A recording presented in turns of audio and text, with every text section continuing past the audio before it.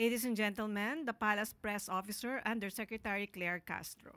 Magandang araw, Malacanang Press Corps. Ang utos ng Pangulo, siguruhing lahat ng public schools ay konektado upang makasabay ang mga estudyante at guro sa makabagong paaralan at paraan ng pag-aaral.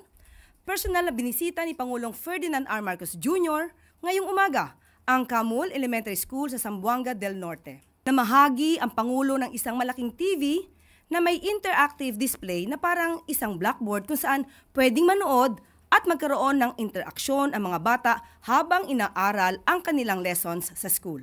Magkakabit din ng internet sa eskwelahan upang mas mapapadali ng mga guro ang paggawa ng kanilang lesson plan, paghahanap ng mga teaching materials, at pagsasaliksik sa mga bagong kaalaman.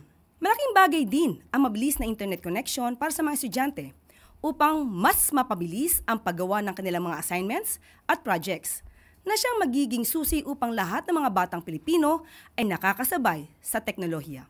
Panawagan naman ni Pangulong Marcos Jr. sa mga guro at prinsipal na alagaan ang mga kagamitan na ipinagkaloob ng pamahalaan at tiyakin na napapakinabangan ito ng lahat ng mga estudyante at guro. Sa DICT at DepEd naman, ipinag-utos ng Pangulo na tiyaking lahat ng public schools ay konektado sa internet ngayong taon at siguraduhin na walang paaralan at walang bata ang maiiwan sa makabagong paraan ng pag-aaral. Ang programang ito ng Marcos Administration ay patunay lamang na tuloy-tuloy ang pamahalaan sa pagbibigay ng suporta sa bawat batang Pilipino upang masiguro ang kanilang kinabukasan. Dahil lahat ay iaangat sa modernong bagong Pilipinas.